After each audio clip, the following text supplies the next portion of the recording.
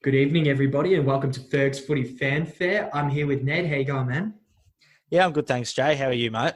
Yeah, good, mate. Now, this is episode number 13. This is the Baker's Dozen.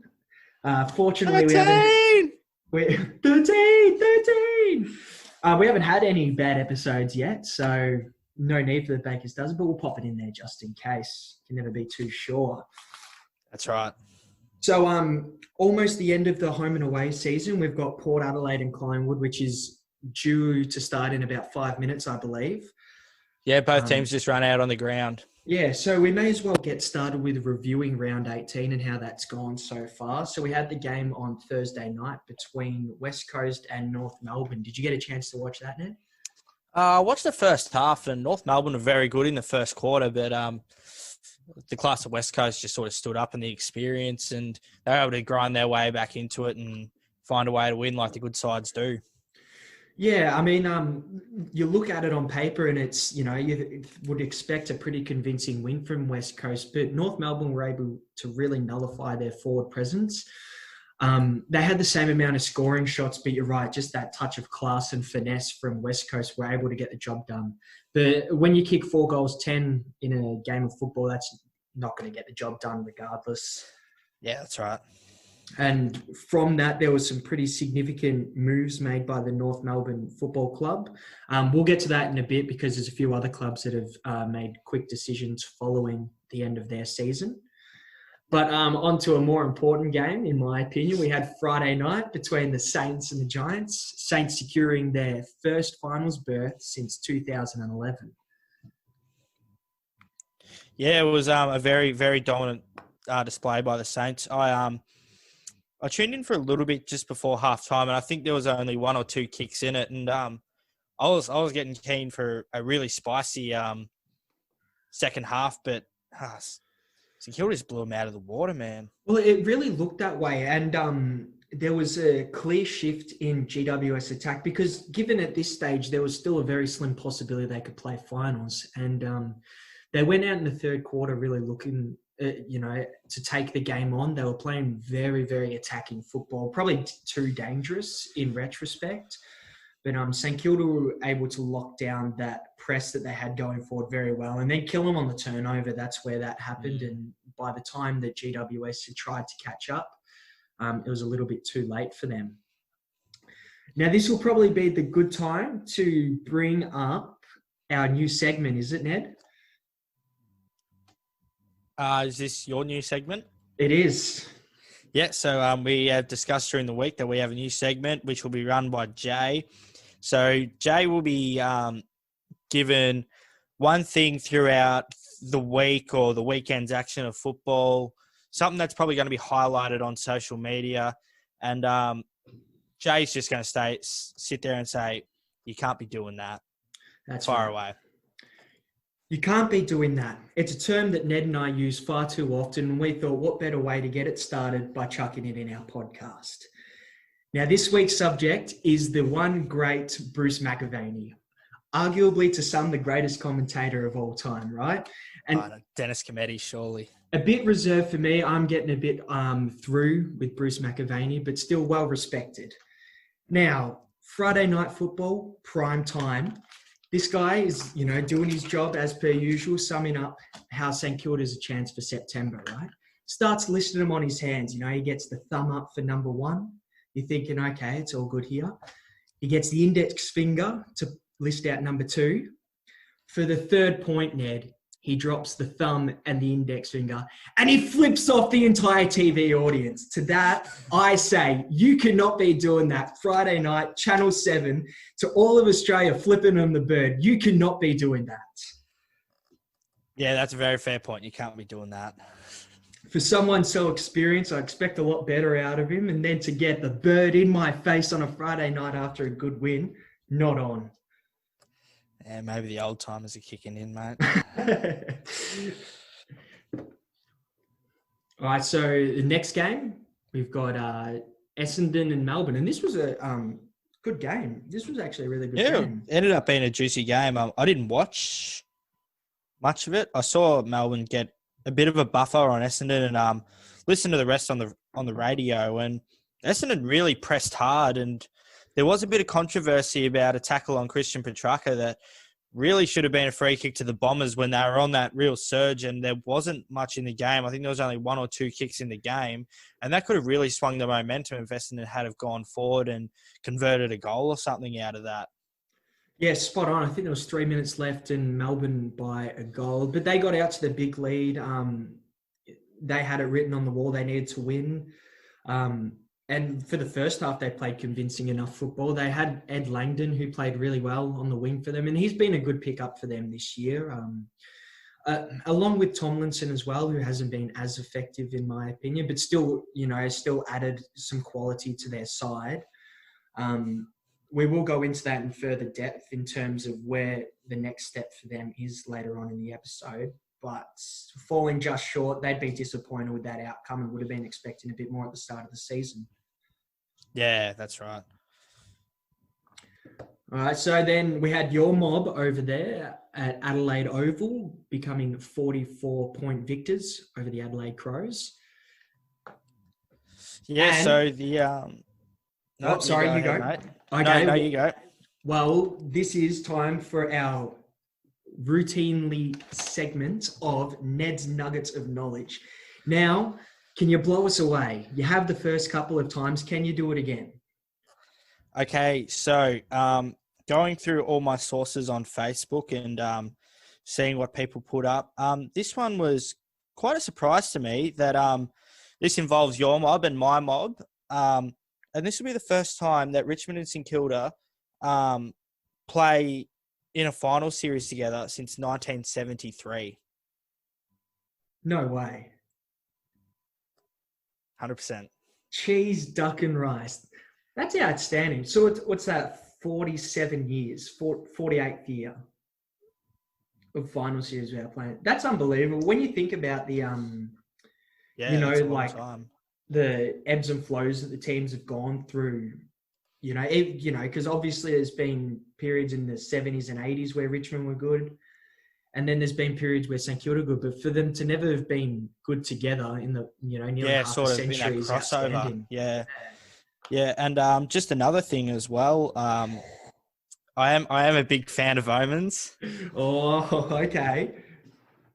So I just want to give you something.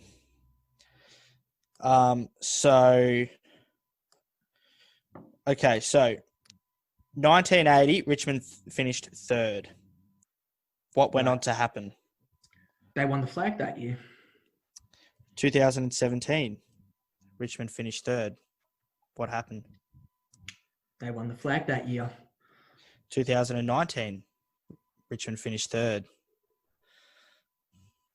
They won the flag that year. 2020, Richmond will finish third. Question mark. Question mark, question mark, question mark. Wow. And they were the last 3 times that Richmond have finished third. No way, really? Excluding this year, they were the last 3 times Richmond have finished third. And they won the premiership. Wait. So in the last 50 years, they've finished third 3 times. And they were in 1980, 2017 and 2019. Yeah. Get out of town. No. Jeez. When you first started talking about your omen, I'm like, okay, there's a little bit to that. But when they're the only times they've finished third, geez. Oh, no. That's the last 3 times they've finished third. I haven't dated back further. Since 1980. That's outrageous. Geez, there's a little bit of extra work going on from the 5th dimension to bring the cup back to Punt Road. Yeah. So anyway, I'll quickly just touch on the game. So the Adelaide demolition was complete from 2017. The deal was finally done, handed them their first wooden spoon.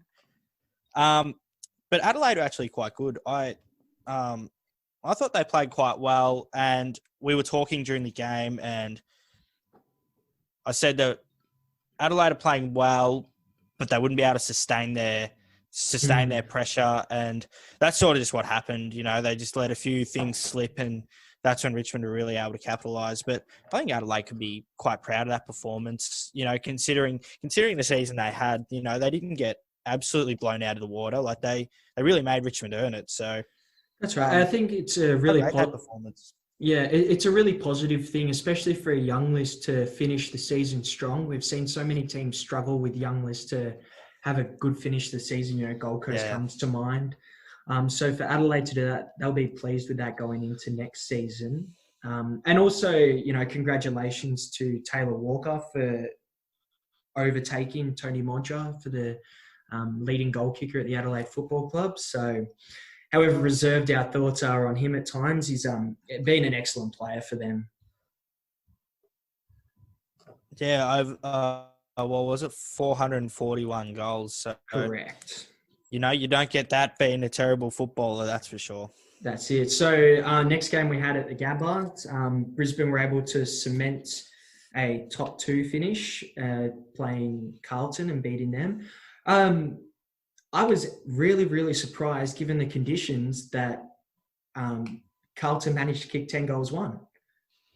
Yeah, Carlton really made them earn that game. And I think I never really know what to think of Carlton. You know, they play really well some games. They play very poorly. They just need to string it together. But to challenge a top 2 side and really make them earn it, because there was a fair bit on the line for Brisbane. Yeah, they didn't die wondering. See, I saw one stat throughout the week that Carlton has the biggest cluster of time when the game's in between a goal, either side, whether they're winning or losing. So they have the largest percentage of game time in between a goal. And then they have the least amount of time when the margin is within 2 goals. So that just shows how far they are off consistent football. Because when they get close, they're often a keeper close. But if they get a few goals kicked against them, or they manage to put on a few goals, then they're either winning by a lot or losing by a lot. Well, I think I did see that David Teague has a high percentage of conceding 5 or more 30-point swings in a row. Yeah, which is something they really need to work on. Yeah, no, absolutely. And I guess a performance like that, although they didn't get the win, you know, they came up against very good opposition. That'll, you know, at least finish the season in a positive note and something they can really, you know, turn themselves back into coming into the next season. Yeah, they could have easily blazed away and probably get pumped by, you know, 5 or 6 goals, but to be within 3 goals is a pretty good note to finish your season off. Yeah. Hawks v Gold Coast, not much to talk about this. Over a quarter time, Ned. Yeah. Yeah. I don't know what's to go with Hawthorn either. Like Carlton, they play really well sometimes and they just play terrible other times. But I think it's just that general end of season sort of drop off by the Gold Coast, which we have seen, you know, pretty much every year since they've been introduced into the comp. They just struggle to be able to close out a season. Yeah, spot on. And I think Hawthorn, you know, going out to play for your your retiring captain and Paul Puopolo as well, they really would have emphasised putting in a really good performance. And they managed to do that. You know, Puopolo turned back the clock and kicked 3 goals, I believe. And Ben Stratton even managed to get down and kick a goal. So congratulations to them on a fantastic career.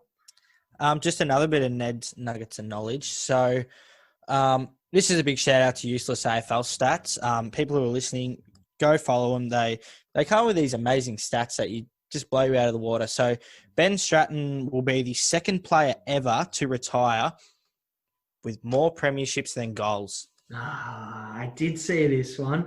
Yeah. And there's a couple of players in the running at the moment, isn't there? Joel Hamling, Nathan Broad. Nathan Broad was one of them, yeah. And someone else. Yeah, there is someone off the top of my head.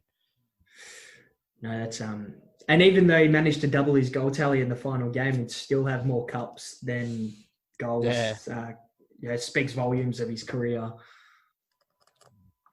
We had a close game at Metricon Stadium. We had Geelong secure their double chance by a very slim 6-point margin. Kind of lucky to get away with the win here, Ned. Yeah, they were very lucky. They didn't hit the front till about the last 10 minutes of the game, and that's really when Dangerfield and Hawkins really started to impose themselves.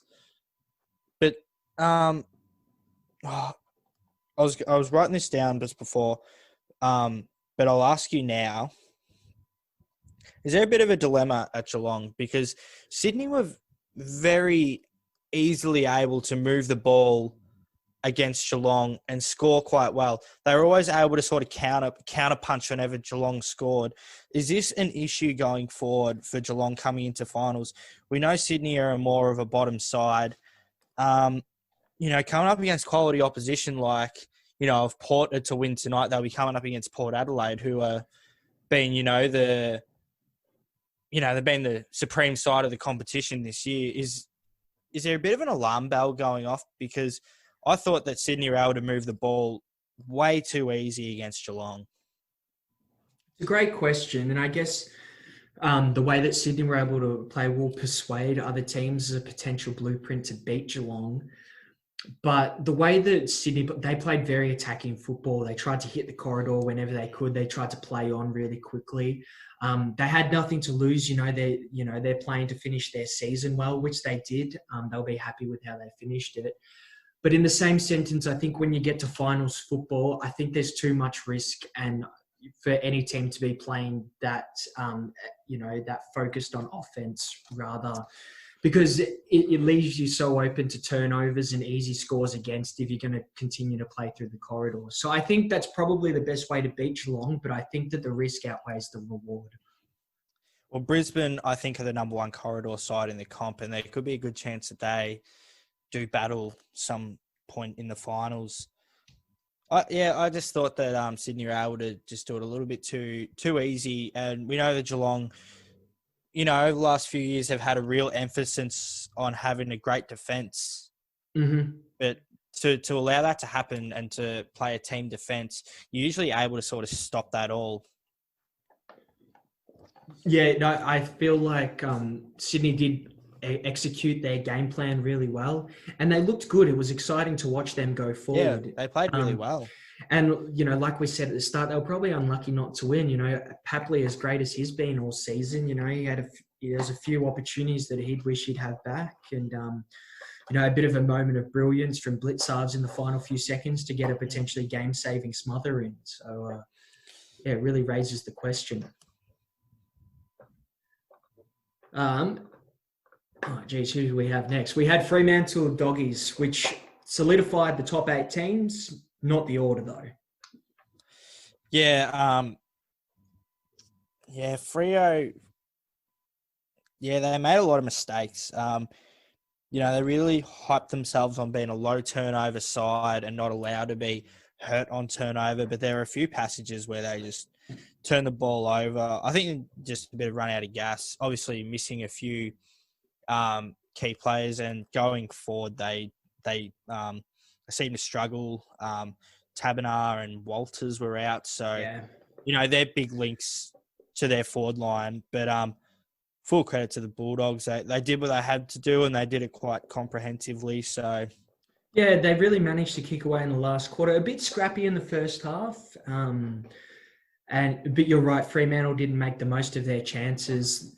Walters and Taberner were huge out for them. They were 2 of their 3 best players this season, so to miss them was huge. But you're right, the Dogs did what they need to do. I thought Liberatore was instrumental in the second quarter when they were really struggling to find that spark and inspiration. I thought that he turned it up a notch and really brought the heat. And Lockie Hunter was also really good as well for them. Yeah, 40-odd pressure acts from Liberatore on top of 25-odd disposals or something is quite a handy game, because I think his presence has been missed a lot. Obviously, he's had a fair few injuries over. He hasn't really been able to get some consistent game time going since the 2016 Premiership. But it seems that now he's able to start stringing it together, and he's a very vital part if the Bulldogs want to go deep into this finals campaign. Spot on. I think everyone needs a Libba in their team. Some real grunt, provides that real hard work, horse effort in the middle and underneath. And even when there was times, like I think earlier in the season, he wasn't getting a gig. So, I think that he's almost one of the first people, similar to a Ricky Ponting saying that Peter Siddle was always his first in when he was captain. Just a real workhorse, and you know what you're going to get out of him. So I'm just going to say that Mason Cox just had 2 touches within about 20 seconds, and neither of them were legal disposals. So good on Coxie for finding the football. Just like a Richmond fan to bring up bloody Mason Cox. Still a bit salty over a couple of years ago. That's all right. It led to better things. All right. So our next set segments, are we going to do list changes or bottom 10? We'll quickly just discuss what's happening with lists and all that. You're probably more over the top of it than me. I have read and scanned through, but I can't remember. I find it interesting, given that the season is done for over half the competition, I do find it interesting that list changes are being made so quickly, considering the cloud of confusion related to all the COVID stuff and whether they are going to be shortened list sizes next year. I normally don't agree with Alistair Clarkson on a lot of stuff that he says in press conferences and to the media. However, I do agree with the fact that he would love some clarification on what the list sizes will be, because that really would play on his mind and how he sets up his list for next season. So we've seen some clubs take drastic measures. So we saw North Melbourne drop 11 players, and some of their larger names to stay had Majak Daw, Jasper Pittard, and they had McMillan, Mason Wood, and Ben Jacobs. So what do you make of that, Ned? What do you think the approach is behind that? Yeah, I think that nearly hints towards a rebuild for mine. There is some quality, and I think some of those players will get a second chance through other clubs. It'll obviously depend on what Clucko said about the list sizes, but I think there are players that will get a second chance. Gold Coast are always looking to add experience to their side, but yeah. So I think some of those players will find a second chance. You're spot on and exactly right. Like I feel like quite a number of those players named could play, AFL football and make it starting 22. Like Jasper Pittard is the one that jumps to mind for me. So, yeah, I wonder why they weren't used as potential, as put on the trade table. So what, like let's say they get Jasper Pittard off to wherever for a third round draft pick, it doesn't make a great deal of sense to me. Yeah, bit of trade bat and just able to, acquiring all these picks out of trades, they're probably able to acquire, sacrificing, say, a few later round picks to get a more higher round pick and just work their way out to the draft, because these delistings are hinting towards a bit of a rebuild. Yeah, exactly right. And we also had Essendon. They've made 5 delistings. 2 of the bigger names, I suppose, are Josh Begley and Sean McKernan, who's obviously an experienced footballer for them. So, the whole theory of delisting someone that has played, at club football and for your side in the premiership season kind of baffles me. And in saying that as well, Carlton have also made 4 delistings, Silvani being one of them. So, very interesting in my opinion. But let's not say that they're not going to be at their respective clubs, because there obviously is the rookie draft, and Richmond have done that over the years where they delist a player but pick them up through the rookie draft. So, notable culprits have been Jacob Townsend and Mario Chol. Yep. Were players that were delisted but then picked up again during the rookie draft. Yeah, right. So are you suggesting that could perhaps be a salary cap, or just, they're allowed that list space, they don't want to take as much of a risk? Yeah, it's just, cutting down the list size and then bringing it back in. Yeah. All right. So that's the only changes that we've heard at this stage. I know the Fremantle have also had a couple of delistings, as have Port Adelaide, although no hugely noticeable names. Essendon have also had their best and fairest, where they had their young defender Ridley win, and 26 games he's played and picked up his first best and fairest, so good on him. I think he only played 9 games throughout this season as well, or something really crazy like that. Yeah, he didn't play a lot of games, but we did discuss this today through messages that Dylan Shield was not even top 10, wasn't he? Or I think did he finished finish in the top 10th. 10? I think he was 10th. Yeah. So, Yeah. yeah. I mean, You'd be scratching your head as an Essendon fan, and a great mark there taken by Mason Cox. I think if you were Dylan Shield and you know, could look 2 years into the future, I think he probably would have wanted to have made a different call than going to Essendon, both for the way that his career has progressed with them and the way that the club has progressed. Now, I know that he had a few other clubs calling his name as well that are doing slightly better than that at the moment. And when he was at GWS, he was a good enough player, but he seems to have stalled a little bit. And you know, something that gets raised a lot is his kicking efficiency.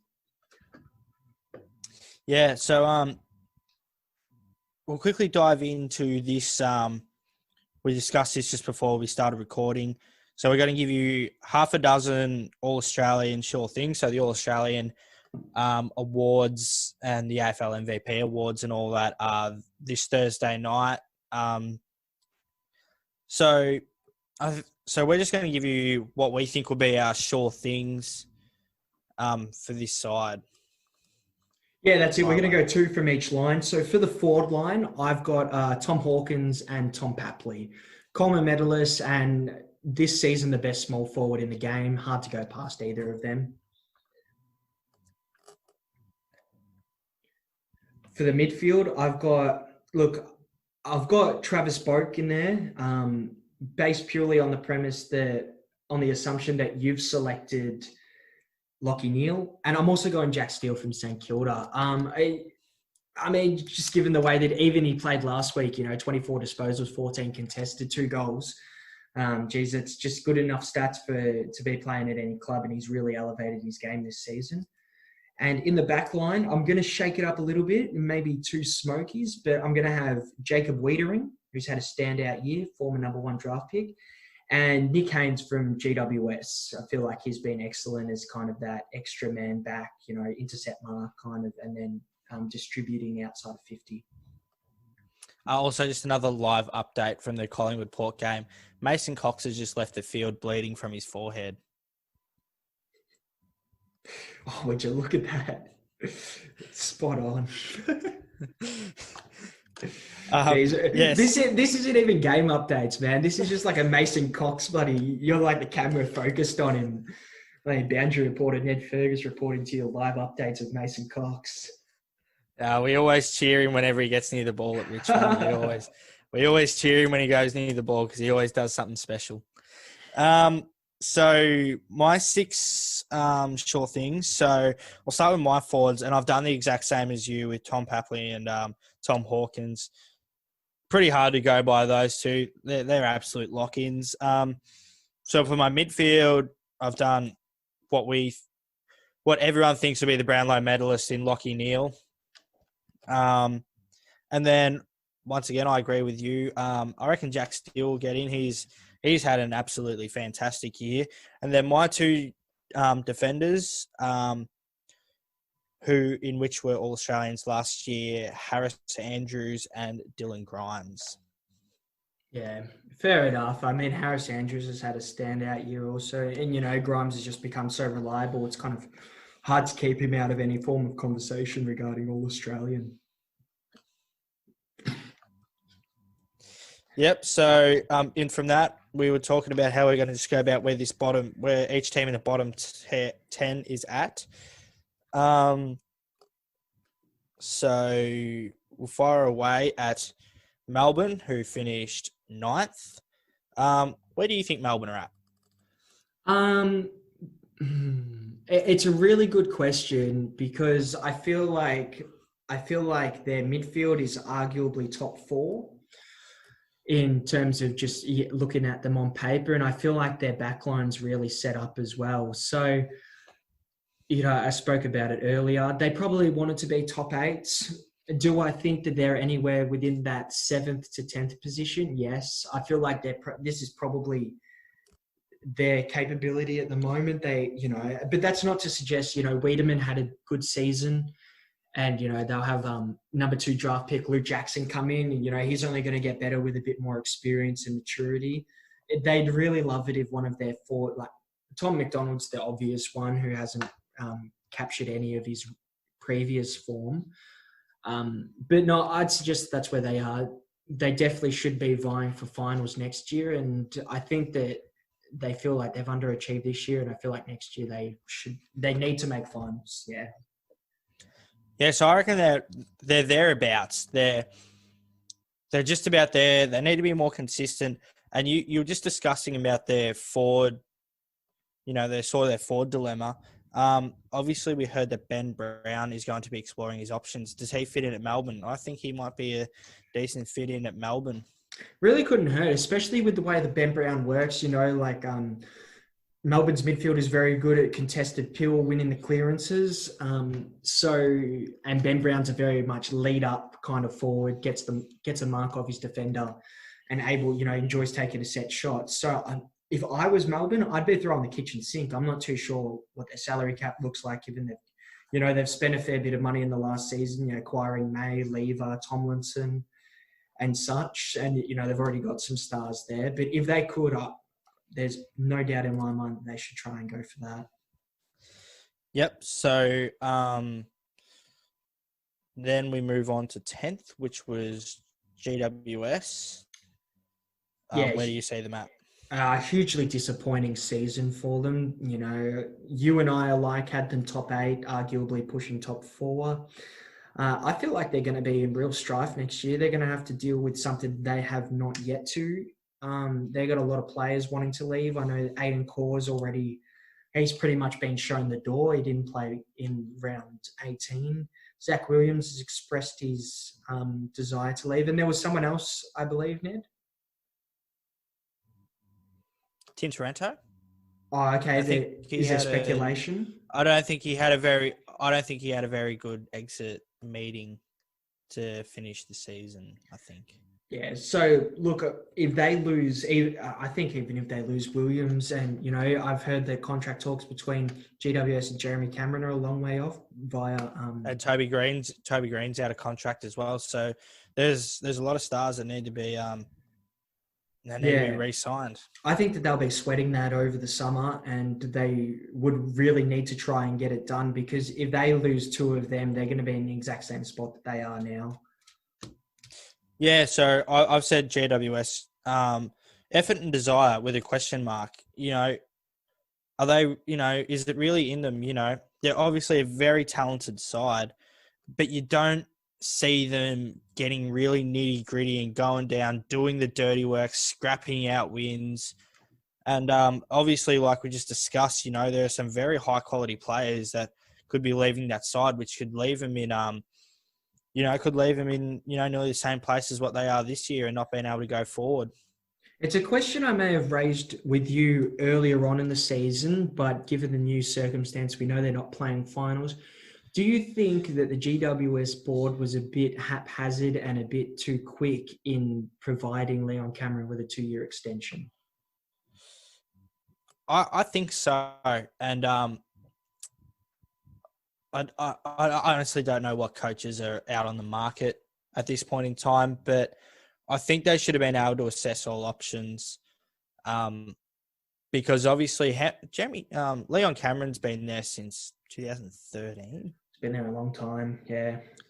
So that's only a few years short of what Damien Hardwick served at Richmond. I know, but yeah, we need to give coaches time, but how much time do you give a coach? Mm-hmm. And considering that GWS have had, one of the most talented lists, and we thought that, once they made that prelim against the Dogs and lost, we thought, GWS might win, the next 2 or 3 flags. And they just haven't been able to get it all to click.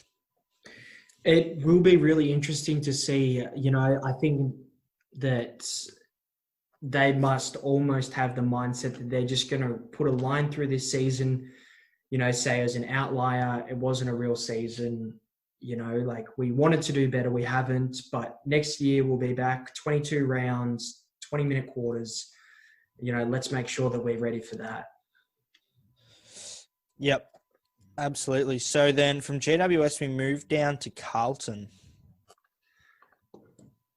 I guess the main thing they want to work on is consistency. And if they're able to get their consistency up to a much better level than currently, then I think they can play finals football. Um, Obviously, Cruiser is going to be a big miss for them. Cade Simpson also. But, I guess there's always been talk about them coming through, but I guess next year they really need to start showing it. And they would have found this season, I don't know, I think that it's about par from what they would have expected, maybe slightly below.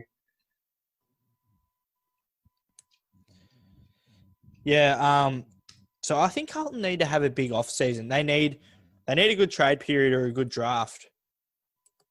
Because obviously with Simpson and Cruiser leaving, and there's obviously them exercising maybe McGovern going out. And obviously Eddie Betts is going to be done next year. We'd probably assume so. Yeah, the So I assumption think could be made. So Carlton, yeah, they really need a big off season. They obviously aren't going to land Tom Papley, as we learnt last week. That's it. But So apparently, Zach Williams has nominated Carlton as his preferred destination, I've heard. So that's good news for Carlton. They just need they just need a good off season. Just acquire a few more players. Jack Martin's been very good for them. Great. He was a big acquisition. They didn't go for Dylan Shield, and maybe that's been for the best for them. Well, apparently Zach Williams is asking for $900,000 a year, is what I'm hearing. So I don't think he's worth that much. No, but I think St Kilda showed it with Brad Hill last year. Is that once you need to acquire bigger names, you have to start paying a premium that they're probably not worth. But if that's the only way you can get them, then you kind of just have to bite the bullet and get it done. But what does Brad Hill have over Zach Williams? He's got run. He plays on the wing. He's got a good kick as well.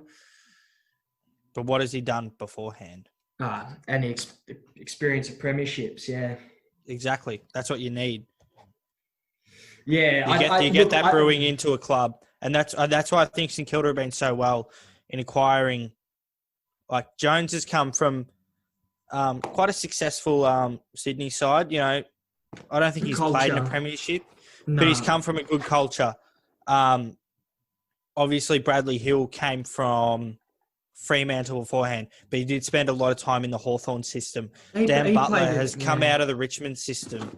Hanbury. So, Hanbury has come out of Sydney's system and has played in a premiership. No, that's right. Look, I don't think Zach Williams is worth $900,000. I think he's one of the, A-class rebound 50 players. Maybe not so much this year. I think he's kind of struggled. But his 2019 season, especially towards the back end, he was one of their more potent players, throughout that final series. So, look, I think he's a bit optimistic with 900,000. But he will get a big payday. I think if he ends up going to Carlton, he'll get a big payday. Yeah. So then we move on to 12th, Fremantle. Yeah, look, I think they give themselves a tick for this season. I really do. They've been, we didn't expect a lot out of them. I'm pretty sure I had them bottom 4. They had a lot of inexperienced players. And really, they haven't had too many losses within the club. So, Cam McCarthy's obviously deals a bit of a blow to them. But with the positives that they've been able to obtain, like Matt Taberner, he's finished, I think he's finished in top 5 in the Coleman. And, Walters has played just as good. It looks like Mundy's going to go around again. So I really think, and their backline started to come together. They've got Chera, Sarong, a lot of good players coming through, and they could be, quite a handful. They already are a handful for teams, but in terms of that next level and fighting for finals, I think that's a real possibility for them next year. Yeah, I think Freo, I'd say they're on a very positive incline. They had a very slow start to the season. But as the season built on, they started playing a lot of young players. And let's not forget, they'll probably have the rising star winner from this year in Sarong. Mm-hmm. He's had a very good year. But, they have missed a few players over the term. They just need a few I mean, David Mundy will be close to be on the way out. They just need to get a couple of more experienced heads in there. Their backline seems to hold up well with Cox and Liam Ryan. That's where they're going forward. You got Taberner and, Hogan and Rory Lobb, Mickey Walters, obviously. And you got Fife and Brayshaw in the middle, and you got Sean Darcy. So they have got a pretty nice spine, and then there's just players that just got to fill the other gaps. But just getting more experience and more game time. In 2 or 3 years' time, this Fremantle side could be a side that pushes top 8, potentially top 4. If they're able to keep this whole group together and they all start to gel. If they stay on this trajectory, I have no doubt in that. Yeah, I have no doubt. So then we move on to Essendon. Not my biggest disappointments of the season, but my second biggest disappointment of this season, and I don't think that it's too much the players' fault. I think John Worsfold thought that his club was better than how they performed. I think he made the expectations of finals too much of a possibility for his fans. And then to kind of back out of it towards the end of the season, say, oh no, we're going to need a few more years. We're going to need, to go back to the draft to pick up a few more players, or we're going to have to trade really aggressively. I'd have this season as very disappointing.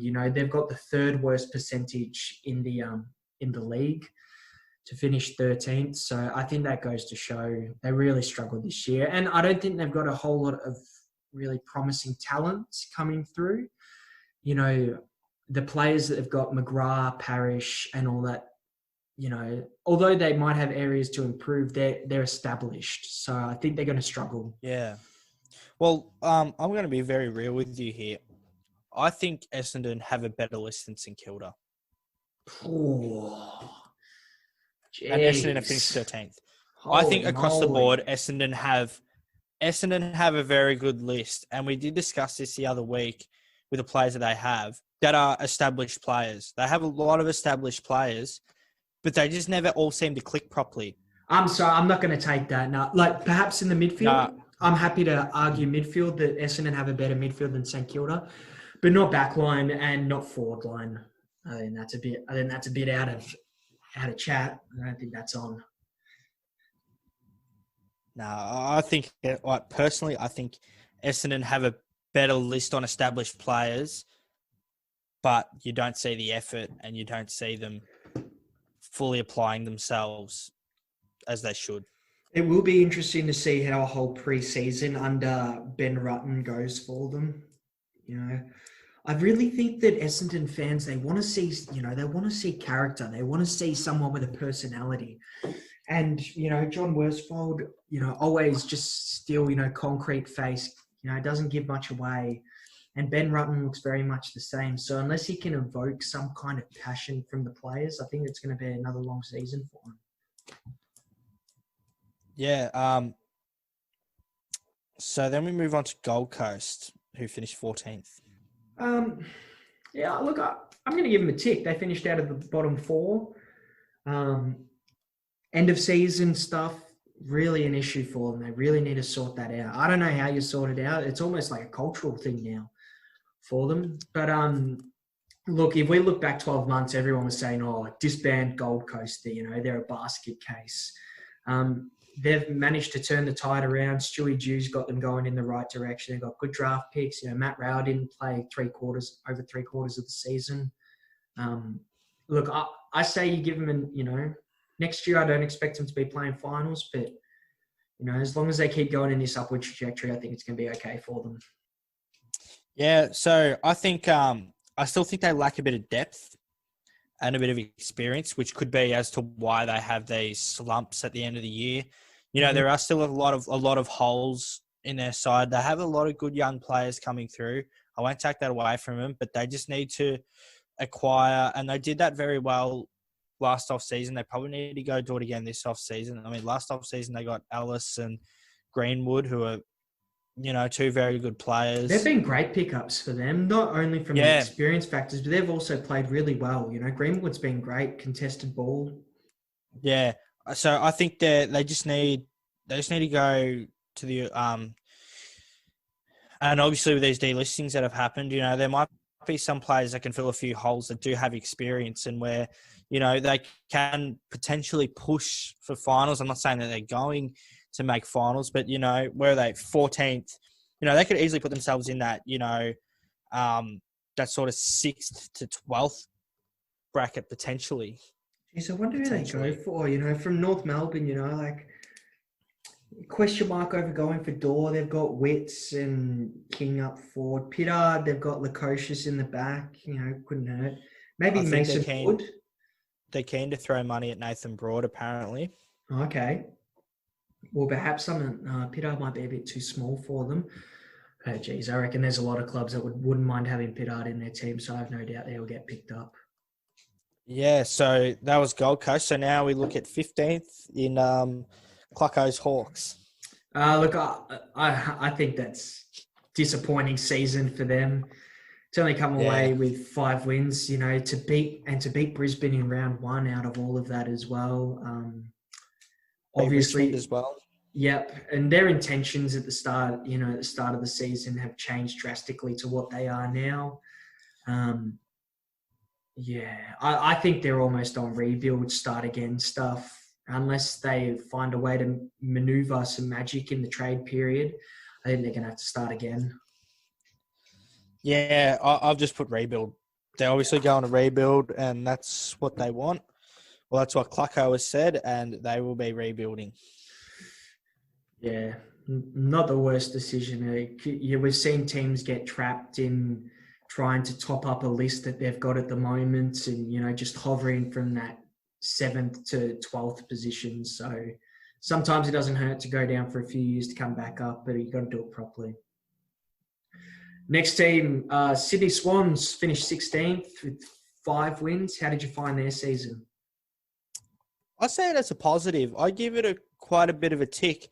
I know, they finished 16th, and I had them finishing on bottom, but they really challenged a lot of sides. Like, they challenged Richmond, and they challenged Geelong, and they're games that they probably could have won, and those 2 wins probably put them up a fair bit.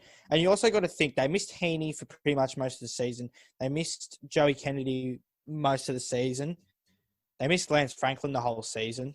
Yeah. They missed Dane Rampy for a lot of the season. Yeah. So, they are 4 massive names, and they come back in, and obviously with the, re-signing of Tom Papley, I'm not saying this side will be pushing finals, but I think they can really find themselves in that probably 10 to 14 bracket and can be a team that can, really make life difficult for sides.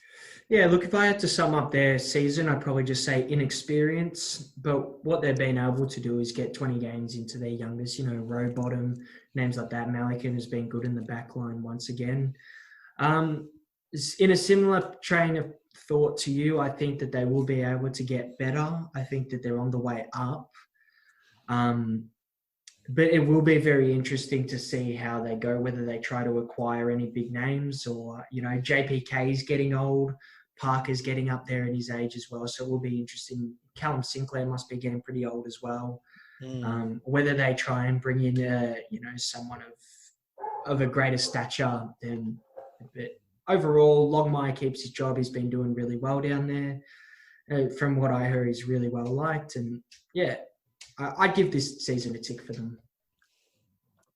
Yeah, so we move on to 17th, North Melbourne. Yeah, this is my most disappointing team of the season. They were kind of hyping themselves up at the start. A win that showed real character in round 1 against St Kilda, able to come back from 5 goals down, really set them. But they've missed Cunnington so much. I didn't think that a team could miss one player as much as him. And yeah, they've got so many question marks lying over their list, their performance, their potential. I think they're in for a world of trouble next year as well.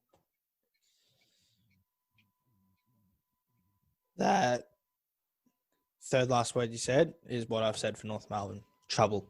They'll finish 18th next year. Yeah. No doubt. They'll finish 18th. That's what I'm going to say. They are in a world of trouble. They've delisted a few okay players, but you got to see Cunnington's hitting the twilight. So Zeeb will be getting close to his twilight. He'd have to be. I'll have a and Goldstein. And Higgins. And Higgins, who could be potentially on the trade table. Yeah. So Zeagle's 29, so, you'd say that his prime is past him. Yeah, maybe have one or two more decent years left in him, but this side's in a whole world of strife. So then we move on to the team that finished 18th, but didn't die wondering is Adelaide. Yeah, I think that we have to be careful. I think that everyone in the industry has short memories. Sees that they've had 3 wins in their last 4 games and kind of thinks they're on the up. We do have to go back and remember some of their initial performances were dismal, were so bad that they've done really, really well to actually get up to the same premiership points as another team. So hopefully that is all in the past and they're able to build on their current form next season. But like you said, they've got a lot of young players. They've built 20 games into, like Keys has done really well. Yeah, a few young, like McAdam up forward, and Stengel's got a few games in him as well. He looks like he'll be a regular starter for them. Yeah, Fogarty needs a good pre-season. Yeah, so look, I'm not expecting them to punch through any ceilings next season, but I don't think they should be finishing last for 2 seasons in a row. Yeah, I think they just need to hold on to key players. Hopefully be able to hold on to Brad Crouch. And I think them, obviously there was discussions about Taylor Walker possibly played his last game for Adelaide. I think he's a player they need to hold on to. But then also just draft well. They're obviously going to get the number 1 pick. So they've just got to draft well. Hopefully maybe have a decent trade period. I don't know if there's many players that are wanting to go to Adelaide, but I think from the last 3 weeks, and yeah, like I'm saying about the short memories, was that there was actually a lot of upside from this Adelaide side in the last 4 weeks. Yeah, that really can is. make this side slightly attractive to want to go to if they're going to try and bring that brand of football for next year. Yeah, and look, I think Matthew Nicks has done well in his first year. He seems to have instilled they were just nosediving straight into, an abyss. They were a basket case. So he seems to have, stabilized the ship and, to bring a good, mentality through. You just hope that he'll get the time that he needs. I have no doubt in that, So, and for everything, it looks like he's starting to reap the rewards in some sense, yeah. Yeah, it's yeah, they might not set the world on fire next year, but they could be on the up within the next, after. I'm not saying 2021, maybe 2022, but yeah, they just need time together to gel. They're obviously going to go through a lot of changes. Obviously, Talia's getting old, Tex is getting old. There might be a few players that leave, but they're able to hold a young core together and really build into a good side and give players game time. They can be up and coming within the next couple of years, and we only have to see short turnarounds in rebuilds to see how well teams can perform on the short rebuild. Yeah, agreed. Good stuff, Nettie. Excellent analysis, my friend. Well, Thanks, mate. So, we'll wrap it up. Yeah, that'll do us for tonight. So by the time that, we'll post this, we'll have the top 8 and we'll have the finals fixture sorted. I suppose that we'll do a finals preview. We'll go into each game in a real bit of depth, considering we don't have as much to talk about these days. But, it's been good talking to you, Nettie, and we'll keep giving the fans what they want. That's right, Jay. Always a pleasure. All right. Catch you later, mate. See ya. See you, mate.